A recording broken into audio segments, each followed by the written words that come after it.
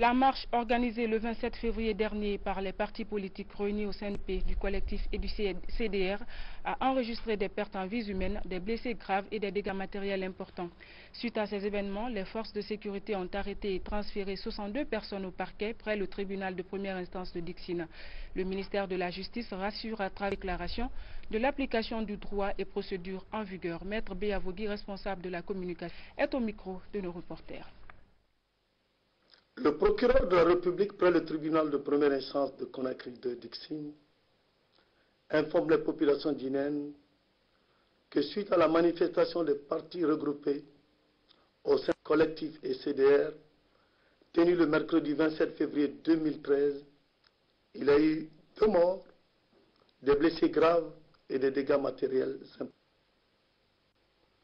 Par ailleurs, suite à ces graves événements, les services de sécurité ont appréhendé et déféré à date au parquet tribunal de première instance de Dixine 62 personnes, parmi lesquelles il y a mineurs et 2 femmes. Il est à préciser que les 13 mineurs seront présentés au tribunal pour enfants pour les procédures à gare. Quant aux 2 femmes appréhendées dans les mêmes circonstances selon les services de sécurité, elles ont été provisoirement mises à la disposition de leur famille en raison de leur état de nourrice. En outre, il est à rappeler que toutes les victimes peuvent, en leur qualité de partie civile, faire valoir leurs droits devant le tribunal saisi. En raison des violences inouïes et meurtrières qui ont caractérisé cette manifestation et sa suite, qui sont de nature à compromettre la quiétude sociale et l'unité nationale, il sera désormais fait usage de la loi dite anti-CAP, numéro 92-011 CTRM, pour la répression de certaines violences. La justice tient à rassurer que les personnes qui ont été déférées seront jugées dans le strict respect de la loi et des procédures en vigueur. Le grand imam de la mosquée Faisal, Elhadj Mamadou Saliou Kamara, lance un appel au gouvernement et à l'opposition à privilégier le dialogue pour un début heureux de la crise politique. À cet effet, une grande rencontre de tous les imams de la capitale et les chefs d'associations islamiques aura lieu ce dimanche à 9 h à la grande mosquée Faisal. Elhadj Mamadou Saliou Kamara est au micro de nos reporters. Vous savez, aujourd'hui, dans ces jours-ci, on a constaté beaucoup de pertes. On a passé depuis des années, centaines d'années, des siècles. Les peuples de Guinée vivent ensemble. Il n'y a pas de différence entre Peul, Malinké et Soussou. Vous savez, il y a de mariages entre nous, il y a beaucoup de choses qui sont entre tous les Guinéens. Donc c'est ce qui dérange. Nous ne voulons pas ça. Alors aujourd'hui, on fait appel au nom de notre l'islam, religion musulmane et religion chrétienne. On a quelque chose en commun, c'est l'Afrique de Guinée. Alors là, on est tous égaux dans le problème de la Guinée. C'est pourquoi, au nom du Conseil islamique, les imams de la grande mosquée, tous les imams de Conakry capitale, 5 communes, et toutes les associations islamiques, et tous les producteurs de 500 mosquées, de venir demain à 3 mars 2013 pour qu'on fasse quelque chose pour nous-mêmes. La paix détruit, la paix construit. Si la paix construit, la paix détruit, dans ce sens, on vous appelle tous de venir demain pour qu'on discute ensemble à 9 h à la grande mosquée, 9 h très précise. Tout le monde doit être là pour qu'on discute ensemble pour la Guinée. Je vous appelle à votre religion, c'est la paix, l'islam. Alors retournez à la maison, portez confiance à nos autorités, soit que Mouvement et les oppositions. Si vous êtes là pour la Guinée, ce n'est pas contre la Guinée et Guinéens, on vous appelle autour des tables de négociation. Ce n'est pas la violence qui construit la Guinée. Et je vous remercie. Un lot de médicaments pour le CHU Donka, c'est un geste de la pharmacie centrale de Guinée pour appuyer les efforts du gouvernement dans la prise en charge des blessés de la capitale depuis le 27 février dernier. Reportage Guinéen Sané. Ils sont des centaines de blessés suite aux événements politiques survenus ces derniers temps dans la capitale guinéenne. Admis dans les différentes structures de la place, ces malades bénéficient d'une prise en charge effective. C'est pour apport du gouvernement que la pharmacie centrale de Guinée, PCG, offre ce lot de médicaments et consommables à l'hôpital national Donka. Le don là est composé de produits et des consommables d'urgence pour les blessés des événements passés. Vraiment, PCG a pensé à faire quelque chose pour l'État, étant la centrale d'achat de l'État. Donc c'est le socle de médicaments que l'État compte pour toute urgence.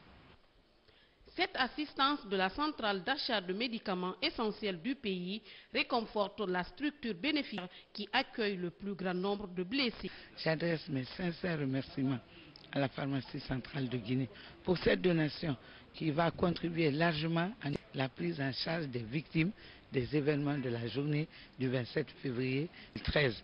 C'est encore la preuve que l'État guinéen nous accompagne dans tous les efforts en train de mener pour la prise en charge gratuite pour l'ensemble des prestations pour les victimes des événements. Cette œuvre de charité des malades mérite d'être suivie par d'autres bonnes volontés pour permettre à ces victimes de récupérer leur santé dans les meilleurs délais. La première journée internationale des soins auditifs sera célébrée demain dimanche 3 mars sous le thème « Audition, une vie heureuse, les soins auditifs pour les personnes âgées ». Elle sera mise à profit par les autorités pour offrir des soins et consultations gratuits dans certains établissements d'enseignement primaire à Conakry et à l'intérieur du pays. Reportage Sori de Kera. Instaurée en 2007, déclaration de Beijing, la célébration de cette première journée internationale des soins auditifs, matérialisation de la volonté des différents du monde à lutter contre la perte auditive qui touche plus de 278 millions de personnes dans le monde. La Guinée, notre pays, n'est pas épargnée par la maladie. En Guinée, selon une enquête hospitalière réalisée, les enfants constituent la couche la plus concernée. Si dans les pays développés, l'exposition au bruit excessif est à l'origine de plus du tiers des causes de déficience auditive, particulièrement en Guinée. Les infections chroniques de l'oreille constituent cause principale de déficience auditive, notamment chez l'enfant. Les manifestations des affections sont donc plus ressenties chez les enfants, constituant ainsi une des véritables causes de la pauvreté, notamment dans les pays en développement.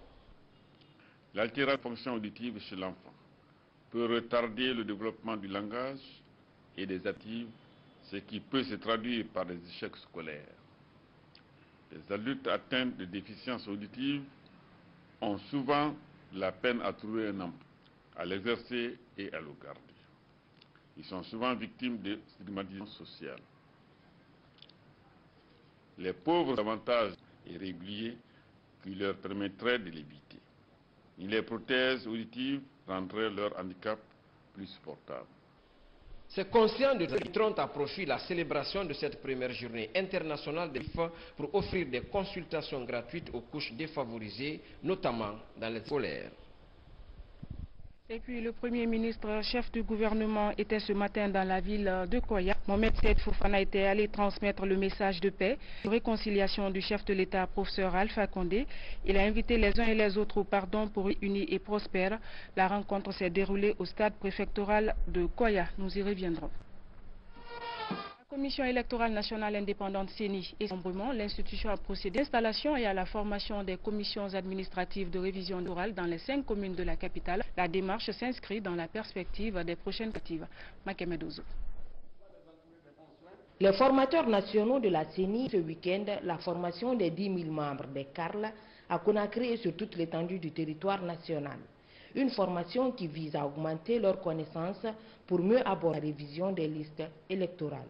L'objectif de cette formation, c'est de renforcer les capacités des membres des CARL pour leur participation efficace à la gestion des opérations d'enrôlement et au contrôle de l'exécutivité liée à la révision du fichier électoral.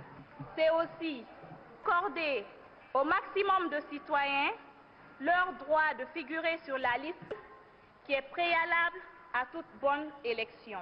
Conscient de l'enjeu politique que traverse notre pays, d'une part et d'autre part, du chronogramme préétabli, nous promettons même qu'elles seront à la hauteur de leurs tâches qui leur sont confiées. Par conséquent, nous demandons à tous les partis de courage et de patriotisme quant à l'accomplissement de tâches. Dans les communes de Dixine, Matam et Kaloum par exemple, les participants accordent une grande importance à cette formation. Au cours de la formation, nous avons appris comment un membre d'une CARL doit se comporter vis-à-vis aux citoyens, comment les citoyens doivent faire les déplacements dans une CARL. Si vous êtes inscrit, s'il y a au niveau de votre le déplacement de votre domicile, vous arrêtez devant le bureau vous prend et vous enrôle. Une fois membre d'une CARL, nous travaillons pour la nation entière. Le programme de formation des démembrements de la CENI vise à mieux préparer les législatives, un scrutin dont la transparence devrait permettre de consolider l'acquis démocratique en Guinée. Les secrétaires généraux chargés de collectivités et les maires des communes urbaines de la Guinée maritime et de la étaient reçus information sur la communication institutionnelle en période électorale à Cancan. Cette rencontre de 2 jours a permis à ces d'acquérir des connaissances basiques en la matière. Compte rendu Mangafodé Touré. Ils sont secrétaires généraux chargés des collectivités et maires des communes urbaines de la Guinée maritime et de la Haute-Guinée à prendre part à cette rencontre. Administrateurs territoriaux en matière de communication institutionnelle, des activités d'information et de sensibilisation pour le renforcement de la paix. Nous voulons améliorer les capacités. C'est-à-dire qu'ils avaient l'habitude de communiquer, mais on veut plus d'efficacité et de tas dans leur méthode de communiquer, surtout veille des élections législatives dans notre pays. Durant 2 jours, les formateurs ont mis l'accent sur les attitudes et les techniques de formulation de messages en vue d'une communication efficace. À l'approche des élections législatives, cette formation est indispensable pour la consolidation de la paix et l'unité nationale. Nous avons appris les techniques de la communication. Comment il faut structurer la communication, de la communication afin d'atteindre les cibles que nous sommes choisis. Et comment faire une communication afin de pouvoir atteindre nos objectifs pour que nous puissions, avec nos populations, bâtir une société plus juste où les exclusions et les frustrations diminuent parce que la communication fait que toute la population puisse être concernée dans nos collectivités. Initié par le ministère de la Communication en collaboration avec l'administration du territoire et de la décentralisation, avec l'appui technique de l'Office for Common Ground, cette formation vient ainsi relever les défis de communication qui se posent aux structures déconcentrées. Les gouverneurs et les préfets ont déjà de ce module. Les secrétaires généraux chargés des collectivités et les maires des communes urbaines de la Moyenne Guinée et de la Guinée forestière seront les prochains bénéficiaires. Et puis ce communiqué du ministre de la Communication à tous les responsables et journalistes des médias privés de Guinée. Dès les premières heures de fonction en octobre dernier, nous avons effectué sans discrimination aucune une tournée de prise de non seulement au niveau des médias du service public, mais aussi et surtout dans les installations des médias privés, télévision, radio, presse écrite et presse en ligne. Ici et là, nous avons rappelé les différentes obligations en mettant un accent particulier sur l'impérieuse nécessité pour les uns et les autres de contribuer à l'émergence et à la consolidation d'une culture de démocratie, de paix et de quiétude sociale en Guinée. Dans la même perspective, nous avons décidé et mis en œuvre la participation de la presse privée à la couverture médiatique de toutes les activités gouvernementales sur l'ensemble du territoire national. La dernière illustration étant la participation sur notre invitation de 2 chaînes de télévision à notre récente tournée en région forestière. Par ces actes, nous avons voulu matérialiser les orientations de son Excellence, Monsieur le Président de la République, professeur Alpha Condé, qui a toujours tenu à égale considération tous les médias nationaux, qu'ils soient de service public ou privé. Malheureusement, en dépit de ces dispositions, dont le principal objectif est de promouvoir une moyenne et de développement, Certaines stations de radio privées continuent de fouler aux pieds les qui fondent l'éthique et la déontologie du noble métier de journalisme. En effet, nous remarquons que depuis le 27 février dernier, ces manquements ont pris un relief tout particulier avec les malheureux que nous vivons dans notre capitale Conakry. Certains journalistes se sont saisis de cette occasion pour se transformer en relais de groupuscules viscéralement portés sur l'apologie de la haine, du communautarisme, de la division et de la violence gratuite. Face à cette dérive qui menace la stabilité de notre nation, nous lançons un appel à tous les responsables médias privés de Guinée de se conformer au strict respect des engagements expressément notifiés dans les cahiers de charges fondant l'agrément officiel de chaque type de média. Enfin, nous en appelons au sens de responsabilité de chaque gestionnaire et de chaque journaliste de médias privés à participer à l'effort gouvernemental de désarmement des cœurs et des bras pour que notre pays puisse retrouver sa traditionnelle réputation de terre de concorde et de paix dans l'intérêt supérieur des générations présentes et surtout de celles à venir. Et cela conformément à la lettre du dernier message à la nation de son Excellence, Monsieur le Président de la République, Professeur Fakonde. Que Dieu sauve la Guinée, signé le ministre de la Communication, Toba Césaire Pogomo. Un programme de mobilisation citoyenne pour l'organisation des élections législatives crédibles et transparentes en Guinée vient d'être lancé.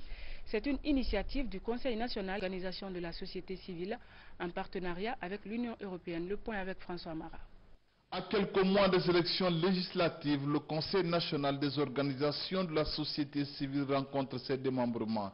Une rencontre essentiellement consacrée aux gestions des notions relatives au fonctionnement de l'Assemblée nationale par exemple et au rôle d'un député. Plusieurs superviseurs de l'intérieur du pays ont fait le déplacement pour comprendre ce projet de mobilisation citoyenne. Les citoyens, à travers le Conseil national, informent, sensibilisent les citoyens basent sur les enjeux du processus législatif. Mais également que nous déployons 960 moniteurs qui seront aussi des contrôleurs citoyens pour rassurer les partis politiques. Également revenir sur le rôle du Parlement. On peut s'attendre à ce que ces élections-là soient acceptées par tous. Pas de tricherie. Les moniteurs, le jour du scrutin, seront des voleurs parce qu'ils vont empêcher la fraude. Après avoir suivi l'exposé du secrétaire exécutif du Conseil national des organisations de la société civile, place au débat. Les participants se disent satisfaits de la présente rencontre. Il était important pour nous d'abord de savoir tout ce qui rentre dans l'élection législative. L'exposé nous a permis de savoir qui peut être député, qui peut ne pas être député. C'est par rapport au cas des fonctionnaires. Quand tu es fonctionnaire de l'État, tu ne peux pas être député. Quand tu as une entreprise qui est liée à l'État, en tout cas tout mouvement qui est lié à l'État, quand tu as du code social, tu ne peux pas être vraiment député. Il faut que les partis politiques, tous les acteurs du processus électoral soient édifiés que pour les élections législatives, les Guinéens de l'étranger ne doivent pas. Et ensuite, par rapport à la candidature des fonctionnaires en fonction, il faut que ça soit clair. Moi, par exemple, il y a des fonctionnaires qui sont candidats. Donc, il fallait leur dire, est-ce que les partis politiques sont informés? C'est super défi de vulgariser ces notions dans leur structure locale.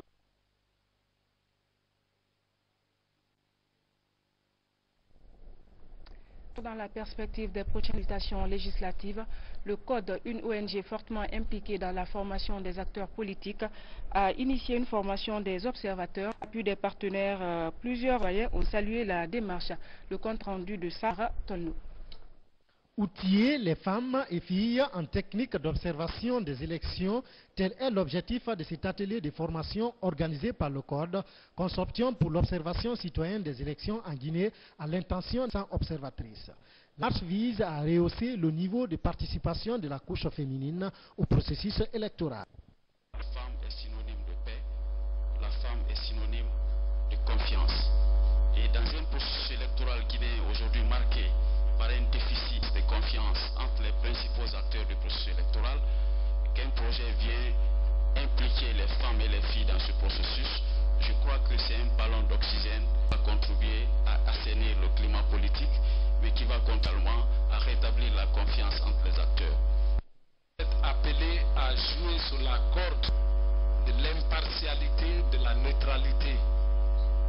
vous n'allez trouver votre appartenance politique ou aller défendre les gens peut-être d'un bord quel que soit, mais défendre tout le monde et observer objectivement, rendre compte pour nous permettre de nous faire une idée sur notre élection. À travers cet atelier, le Code, grâce à l'appui financier de l'ambassade de la Grande-Bretagne, entame à l'insertion de la culture de la démocratie en Guinée en vue de créer un climat de paix. Il est si important que les différences des partis politiques qui ont si longtemps retardé la tenue des élections législatives soient résolues dès que possible. Le dialogue et le consensus. Lorsque ce consensus est finalement atteint, les élections législatives seront une mauvaise occasion pour la Guinée. Pour susciter la vraie confiance et obtenir le caractère participatif et universel d'un scrutin, il est important que chaque acteur puisse donc jouer efficacement son rôle. Plus de 1000 observateurs déjà formés par le Code, ces 500 femmes et filles seront déployés à Conakry et à l'intérieur du pays avec pour mission principale la supervision des élections législatives annoncées pour le 12 mai prochain. La structure de communication Mass Production s'implique dans la sensibilisation citoyenne en faveur des élections législatives apaisées. Une caravane de sensibilisation sillonne actuellement les villes de l'intérieur. Fallait le suivre l'étape de Kindia, suivez son compte rendu. C'est parti pour la caravane de sensibilisation autour des élections législatives.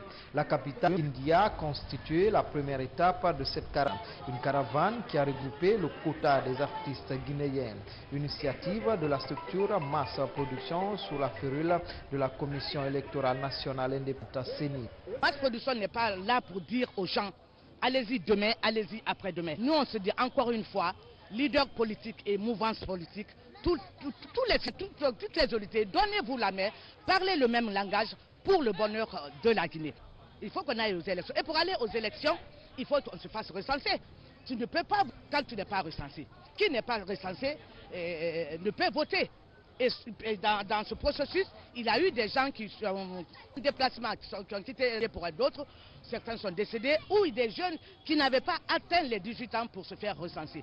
Donc il y a tout cet ensemble-là qui s'inscrit en droite ligne du développement de notre pays. Et c'est pourquoi, encore une fois, Mass Production a jugé nécessaire de culture au service de la paix.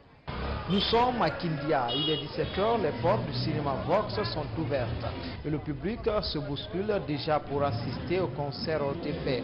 C'est le Waroban de Kindia qui a ouvert le bal et a souhaité la bienvenue aux États-Unis et égayer le public de Kania. Le trio des dames des Avagui est venu réchauffer la salle avec leurs pas chaloupés venus des 18 montagnes de la forêt.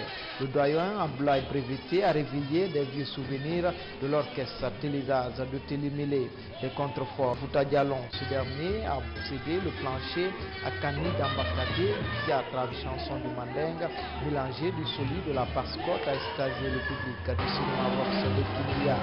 Le clou final de ce concert pour une élection législative tant et crédible a été donné par le duo Grand Devise et son acolyte Kabakoudou, des listes qui ont tenu en haleine les spectateurs durant tout le concert. À chacune de leurs sorties, les Kanieka étaient aux anges. Une satisfaction pour les initiateurs de ce concert qui entendent sensibiliser les populations pour une élection apaisée. Pour aller voter, c'est des messages clairs. Merci Kindia, merci à toute la jeunesse. En communion avec le public, ces artistes sont livrés entièrement à la dimension des Kaniaka, une manière pour la structure Mass Production et la de mettre la culture au service de la démocratie. En Afrique, le Tchad a observé ce samedi une journée nationale pour rendre hommage à ses 27 soldats tués au Mali. Au cours de la cérémonie, le président Idriss Déby a confirmé la mort du chef rebelle de l'AQMI. Suivez. La journée a été décrétée jour de deuil national. L'hommage rendu aux 27 soldats tchadiens tués au Mali se poursuit. Le président Idriss Déby salue le courage de ces 800 militaires engagés sur le terrain. Selon lui, le sacrifice n'aura pas été vain, car c'est au cours de ce violent accrochage au sol que le chef d'AQMI aurait été abattu. Depuis le début de la guerre, C'est pour la première fois que nos soldats, eux qui ont abattu les deux grands chefs des djihadistes installés dans le nord du Mali, Abu Zaïd et Raqqa. Ce sont vos soldats qui ont libéré Kidal. Ce sont vos soldats, avec nos soldats, qui ont libéré Tissalit. L'annonce initiale de la mort d'Abu Zaïd vient d'Algérie. Des tests ADN y seraient pratiqués pour effectuer des comparaisons à membres de sa famille. Malgré ces annonces, la mort du chef d'AQMI reste entourée d'un épais mystère. Al-Qaïda, en effet, n'a pas confirmé le décès, contrairement à eux. Certains experts y voient en réalité une stratégie pour pousser Abu Zaïd à se découvrir et comme erreur. Dans tous les cas, Paris se refuse pour le moment à toute confirmation. Le contingent français, fort de 1200 hommes, poursuit toujours sa chasse aux terroristes dans le nord du Mali, le massif des Ifogas. Avant de refermer cette édition, je reçois M. Kaba Condé, il est le directeur de la radio nationale. Il revient sur le communiqué du ministre de la Communication. Du ministre de la Communication à tous les responsables et journalistes des médias privés de Guinée. Dès les premières heures de notre prise de fonction en octobre dernier, sans discrimination aucune, une tournée de prise de contact non seulement au niveau des médias du service public, mais aussi et surtout dans les médias privés, télévision, radio, presse écrite, presse. Ici et là, nous avons rappelé les différentes obligations en mettant en particulier sur l'impérieuse nécessité pour les uns et les autres de contribuer à l'émergence et à la consolidation d'une culture de démocratie, de paix et de quiétude sociale en Guinée. Dans la même perspective, nous avons décidé et mis en œuvre la participation de la presse privée à la couverture médiatique de toutes les activités gouvernementales sur l'ensemble du territoire national. La dernière illustration étant la participation sur notre invitation de 2 chaînes de télévision privées à notre récente tournée en région forestière. Par ces actes, nous avons voulu matérialiser les orientations de son Excellence, Monsieur le Président de la République, Professeur Alpha Condé, qui a toujours tenu à égale considération tous les médias nationaux, qu'ils soient du service public ou privé.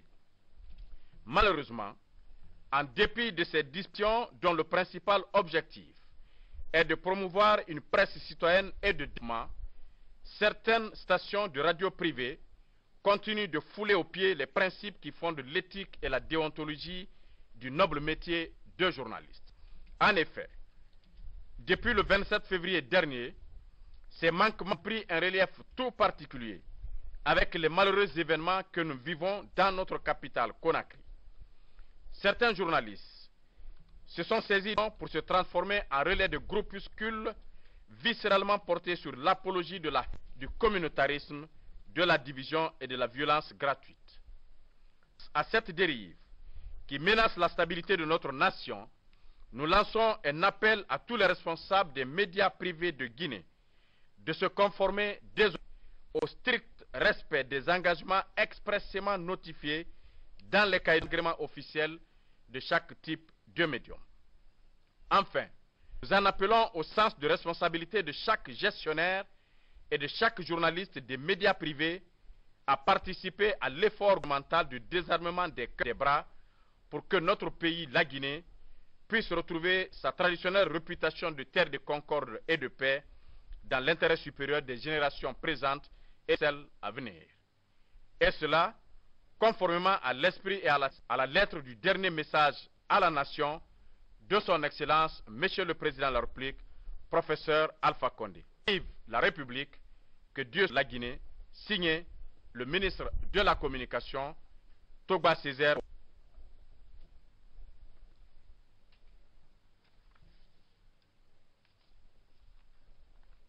Monsieur Kaba Condé, encore sur... Communiqué du ministre de la Communication à tous les responsables et journalistes des médias guinéens. Dès les premières heures de notre prise de fonction en octobre dernier, nous avons effectué sans discrimination aucune une tournée de prise de contact non seulement au niveau des médias du service public, mais aussi et surtout d'installation des médias privés, télévision, radio, presse écrite et en ligne. Ici et là, nous avons rappelé les différentes obligations en mettant un accent particulier sur l'impérieuse nécessité pour les uns et les autres de contribuer à l'émergence et à la consolidation d'une culture de démocratie, de paix et de quiétude sociale en Guinée. Dans la même perspective, nous avons décidé et en œuvre la participation de la presse privée à la couverture médiatique de toutes les activités gouvernementales sur l'ensemble du territoire national. La illustration étant la participation sur notre propre invitation de 2 télévisions privées à notre récente tournée en région forestière. Par ces actes, nous avons voulu matérialiser les orientations de l'excellence, Monsieur le Président de la République, le professeur Alpha Condé, qui a toujours tenu à égale considération tous les médias nationaux, qu'ils soient du service public ou privé. Malheureusement, en dépit de ces dispositions dont le pâle objectif est de promouvoir une presse citoyenne et de développement, certaines stations de radio privées continuent les principes qui fondent l'éthique et la déontologie du noble métier de journaliste. En effet, nous remarquons que depuis le 27 février dernier, ces manquements ont pris un relief tout particulier avec les malheureux événements que nous vivons dans notre capitale Conakry.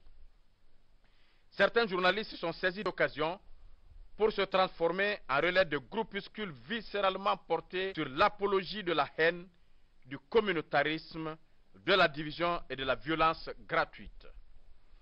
Face à cette dérive qui menace la stabilité de notre nation, nous lançons un appel à tous les responsables des médias privés de Guinée de se conformer désormais au strict respect des engagements expressément identifiés dans les cahiers de charges fondant l'agrément officiel de chaque type de médium. Enfin, nous en appelons au sens de responsabilité de chaque actionnaire, de chaque journaliste des médias privés à participer à l'effort gouvernemental du désarmement des cœurs et des bras pour que notre pays puisse retrouver sa éternelle réputation de terre de concorde et de paix dans l'intérêt supérieur des générations présentes et surtout de celles à venir. Et cela, conformément à l'esprit et à la ligne du dernier message à la nation de son Excellence, Monsieur le Président de la République, professeur Alpha Condé. Vive la République, que Dieu sauve. Signé le ministre de la Communication, Togba Césaire Homou. Merci, Kaba Condé. Merci. Ce communiqué du gouverneur de la ville de Conakry. Le gouverneur de la ville de Conakry, président du conseil de ville, président de la commission de défense et de la sécurité, porte à la connaissance de la population de Conakry, des commerçants et des opérateurs économiques, que pour des raisons de sécurité, le grand marché de Madina restera la journée du dimanche 3 mars 2013. Le gouverneur de la ville de Conakry s'est compté sur la compréhension et du civisme de chacun et de tous pour le respect scrupuleux de cette décision. Voilà, mesdames et messieurs, c'est la fin de cette édition d'information.